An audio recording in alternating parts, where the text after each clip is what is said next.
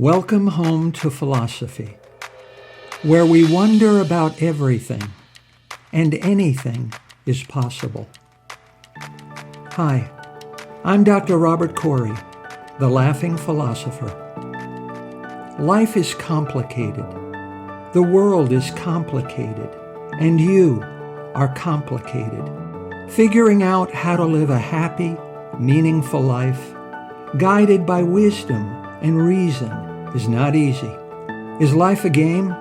What is love? Should I fear death? Is this a just world? Almost from the moment of birth, you've been told how to behave, how to fit in, and how to fulfill other people's expectations. You fear that you will lack importance or cease to exist in the lives of others if you think for yourself and question the rules and roles you've been told define you.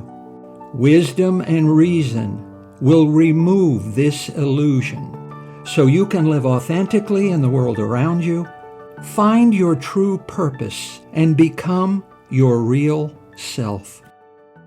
Welcome to episode number 86. Are you awakening Jung's shadow to ignite your creative superpowers? How well do you know yourself? Can you answer these simple questions? What compliment do you like to receive the most? Is it more important to you to love or be loved? Would you steal to feed a starving child? What worries you most about the future? What do you need to change about yourself? What have you done that's worth remembering? What dreams are you holding on to that you need to let go of? How do you feel when you see yourself in a mirror? Why do you matter? Humans are remarkably poor judges of themselves. That's why we make promises we don't keep. That's why we just can't stop ourselves from laughing at funerals. That's why we are very poor at predicting how we will feel and react in new and unfamiliar situations. We just don't know ourselves well enough, so we're not very good at anticipating and predicting our own behavior. We don't know who we are, so we don't know what to expect from ourselves. So we get it wrong. We overestimate. We think bad situations will feel worse than they actually do. And we think good situations will feel better than they do. We are strangers to ourselves, so we're never quite sure how we will feel and what we will do. Who you think you are just doesn't match who you really are. Who are you, really? Only Jung's shadow knows.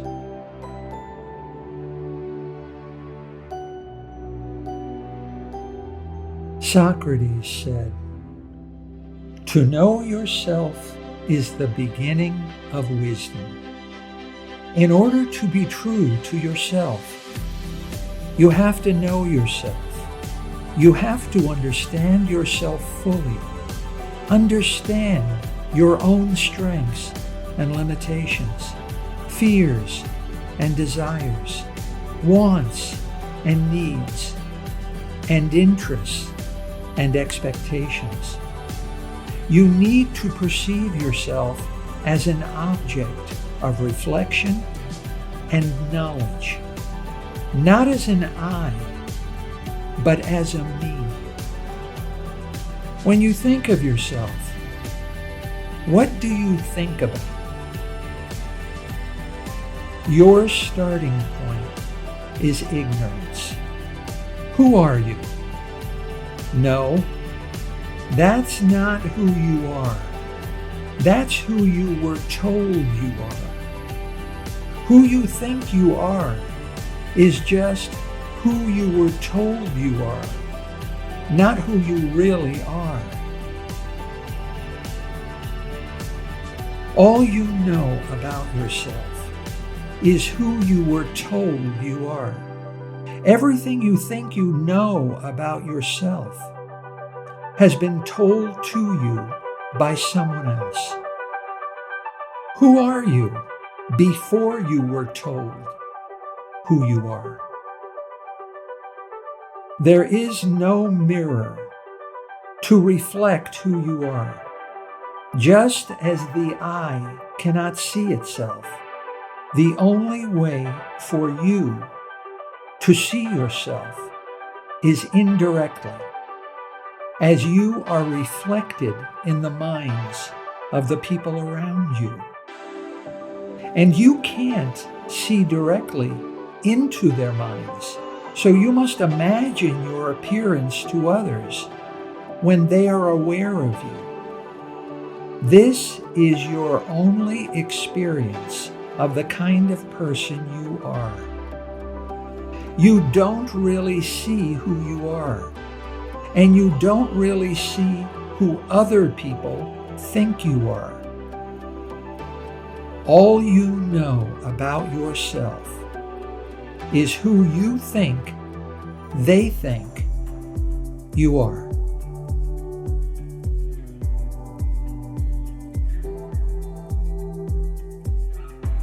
Why is it important for you to know yourself? Isn't the person who is trying to know and the person who is being known the same person? Why did Socrates think that self-reflection and self-knowledge are so important to your happiness and well-being? By understanding fully the kind of person you are, you will feel confident and independent. You will feel in control of your own life. Once you recognize that the most powerful person in your life is you, you won't worry so much about what other people think of you and the choices you make. You will feel empowered to make up your own mind about the most important of all choices: how to live. By understanding fully the kind of person you are, you will be able to make better decisions that are better for you. Seneca asked himself, "How do I know I'm making progress?" And he answered, "I am becoming a better friend to myself." No one cares more about you and understands you better than an old friend of your own age. By understanding fully the kind of person you are, you will feel strong and free to be true to yourself, and less concerned and stressed about other people's approval or disapproval. No one is more impressive than the person who doesn't need to impress others. Wherever he sits, becomes the head of the table. The approval of others feels good, but it can be taken away.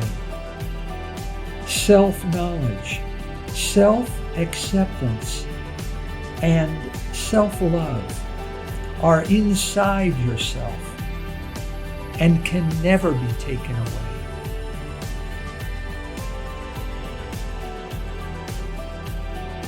By understanding fully the kind of person you are, it will be easier for you to become the kind of person you want to be. If you know where you are, it's easier to get where you want to go. If you don't know where you are, no road will take you there. By understanding fully the kind of person you are, you will have a complete understanding of what you're good and bad at. You will have confidence in yourself to know when to try and when to give up. No one is good at everything. Sometimes don't try is the right decision. By understanding fully the kind of person you are and how the past has shaped your character and personality, you will no longer be bound or constrained by past events. You will be able to take charge of your life and seize the power to author your life story. You will experience a total, absolute freedom to define for yourself how to live and fulfill your deepest desires, unconstrained by the past.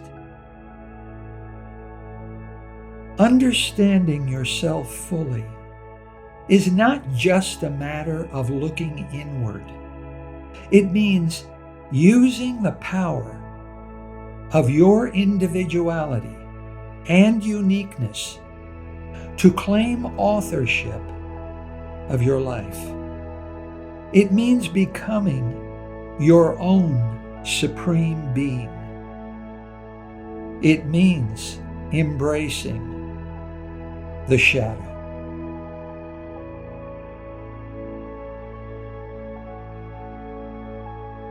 Carl Jung, the highly influential Swiss psychiatrist and philosopher, explained why most people are afraid to totally and completely embrace themselves.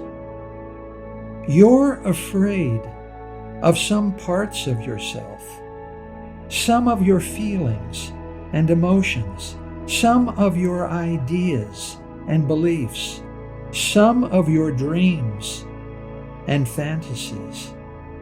They may be disapproved of and unacceptable to others. They may be unpopular. They may be perceived as strange, unconventional, and non-conforming. They may be perceived as deviant.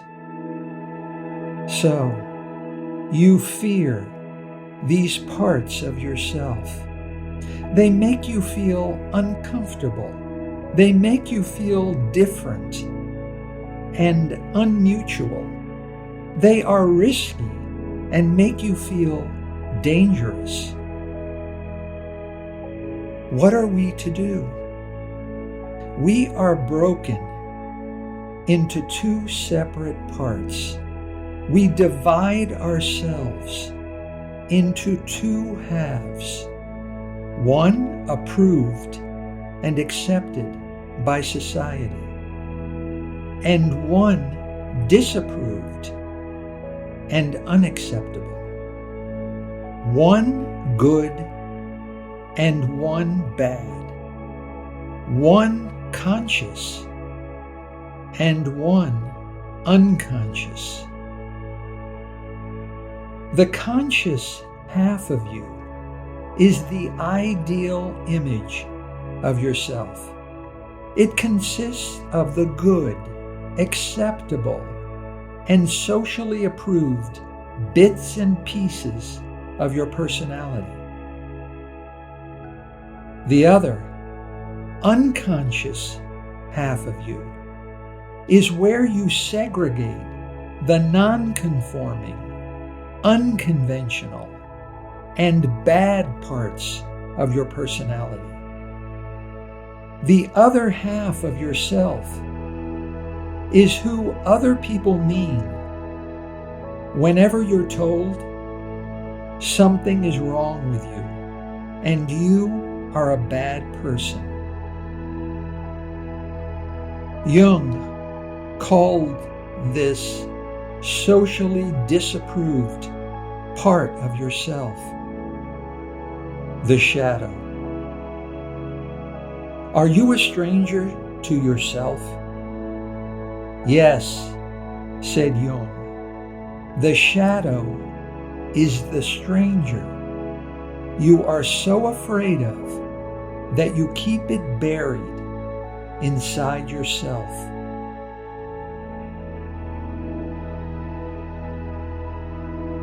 The shadow is bad, but it's good bad and not evil. The shadow is the home of your uniqueness and individuality.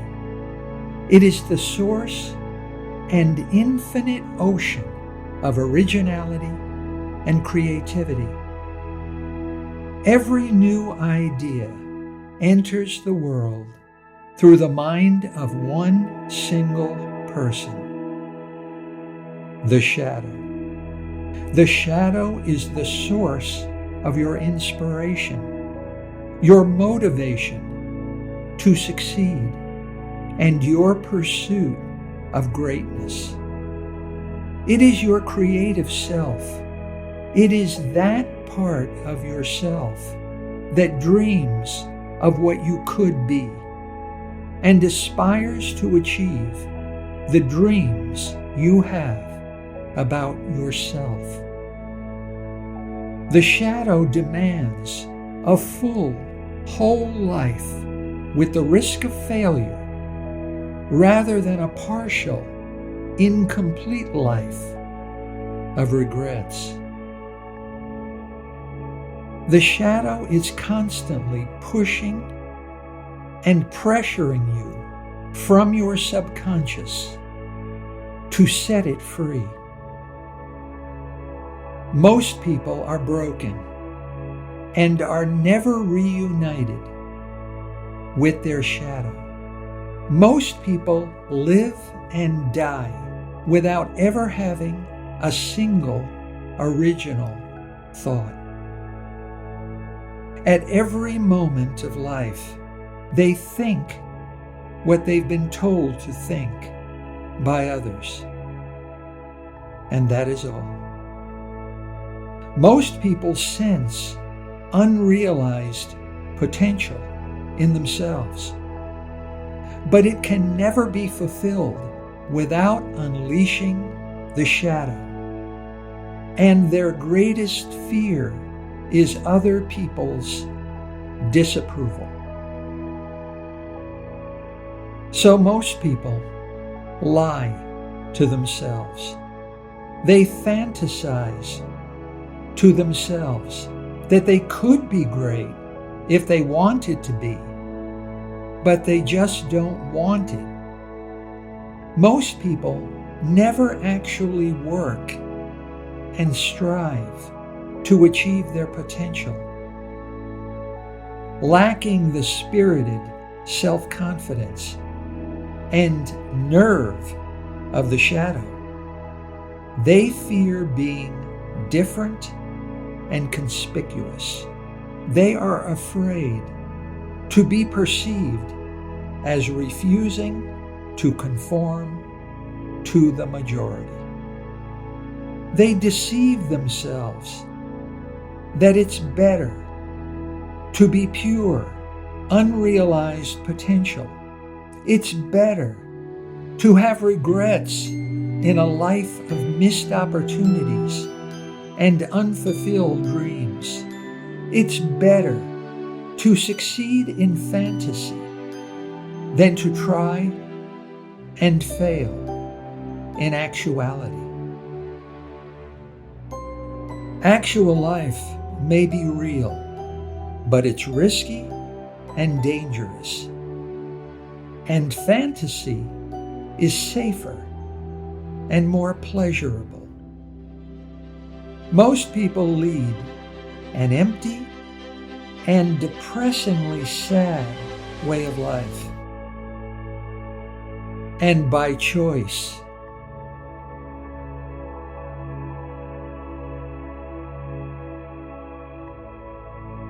Walter White, Breaking Bad's pivotal character, and one of the most iconic creations in television history, was an ineffectual high school chemistry teacher who embraced his shadow by ruthlessly becoming a kingpin figure in the illegal drug trade. Søren Kierkegaard, Danish social critic and the first existentialist philosopher, embraced his shadow by authoring many unpopular anti-religious works under an army of pseudonyms. A nobody named Jesus, embracing his shadow, seemed more interested in inspiring a devoted few than in leading a revolution. Nonetheless, he was put to death for being a magician and a troublemaker. I'm told his philosophy of life eventually became quite popular. The self you know and consciously experience is fractured. It is partial and incomplete unless the shadow is integrated with the conscious self. You are broken. You will never achieve wholeness, and the road to self-knowledge and self-improvement will be blocked to you. Lao Tzu, the revered Chinese philosopher and founder of Taoism, said, "Knowing others is intelligence. Knowing yourself is true wisdom." Jung argues that the path to self-improvement begins with self-acceptance. The reason you don't feel comfortable in your own skin is something's missing. You must embrace the shadow. To achieve your full potential, you must assimilate the ugly self you fear. In 1928, author John A. Shedd wrote, "A ship in harbor is safe, but that's not what ships are built for. Fear not. You were born whole. Wholeness is your first purpose in life."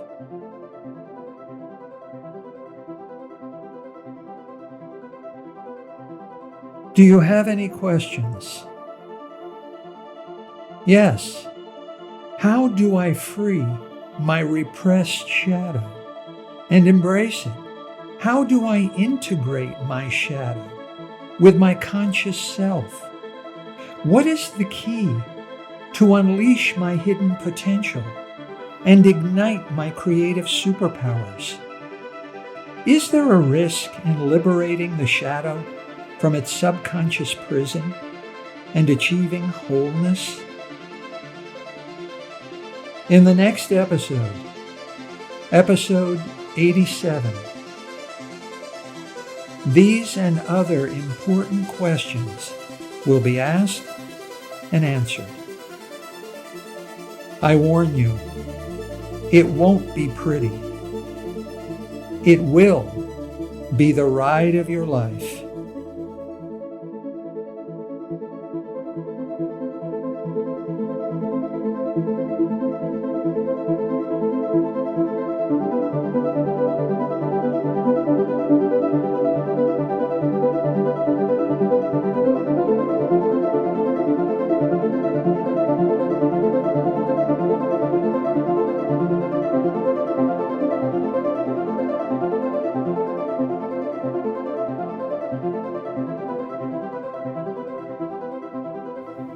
Thank you for listening. I hope you will take what you've learned and be a better person. Think for yourself. Question everything. Accept nothing that does not agree with your own reason and good sense. And I promise you, despite its sham and drudgery, you will get on pretty well in this crazy world. I'm Dr. Robert Corey. Until we meet again, be good.